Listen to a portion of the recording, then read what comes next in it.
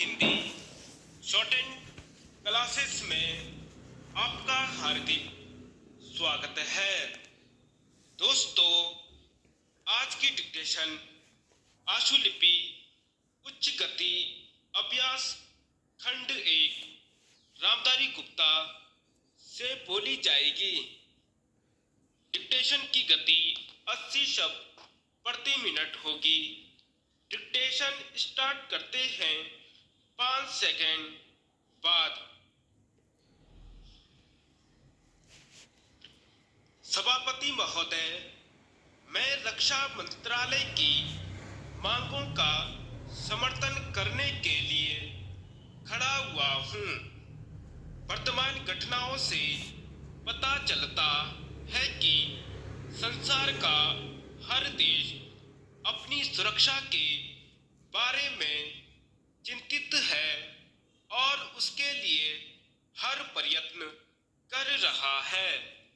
इस दृष्टि से अन्य देशों की तरह हमारे देश में भी रक्षा मंत्रालय का महत्व है। मुझे इस बात की खुशी है कि जहां अन्य मंत्रालयों की उनके पिछले साल के कामों के बारे में काफी आलोचना हुई है, वहां इस मंत्रालय की कम आलोचना हुई है। इससे पता चलता है कि मंत्रालय ने पिछले साल अच्छा काम किया है। मोटे तौर पर किसी भी देश की सुरक्षा नीति का लक्ष्य यह होता है कि दूसरे देशों, खास तौर से पड़ोसी देशों के साथ मित्रता के संबंध स्थापित हों और हम एक दूसरे के मामलों में हस्तक्षेप न करें। लेकिन उसके साथ यह भी जरूरी होता है कि हम अपने देश की सीमाओं और अखंडता की रक्षा करें। इसलिए हमारे देश का यह कर्तव्य हो जाता है कि हम अपने पड़ोसियों के कार्यों पर पूरी नजर रखें, क्योंकि आज तक हमारे देश पर जो संकट आए वे हमारे पड़ोसियों से आए हैं।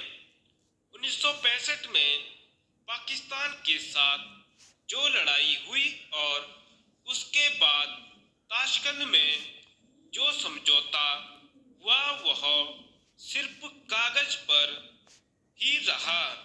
पाकिस्तान ने उस पर कोई अमल नहीं किया। इस दृष्टि से बहुत जरूरी है कि हम अपने देश की सुरक्षा की हर तरह से व्यवस्था करें।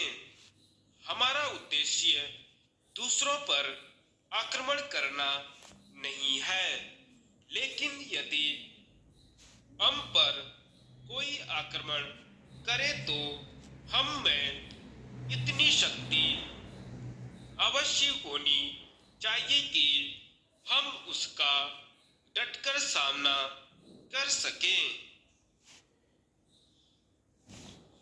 आप जानते हैं कि पिछले दिनों पाकिस्तान को अमेरिका और चीन से काफी मदद मिली है।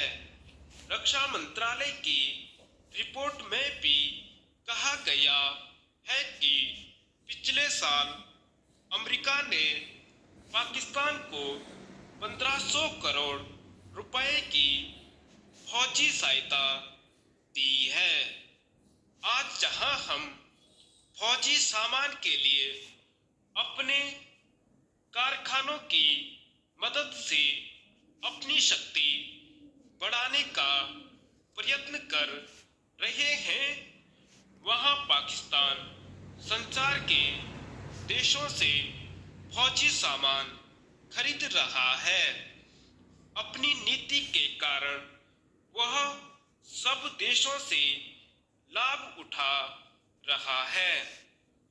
मेरा सुझाव है कि हमको भी अपनी शक्ति बढ़ाने के लिए संसार के अन्य देशों से अधिक फौजी सामान खरीदना चाहिए।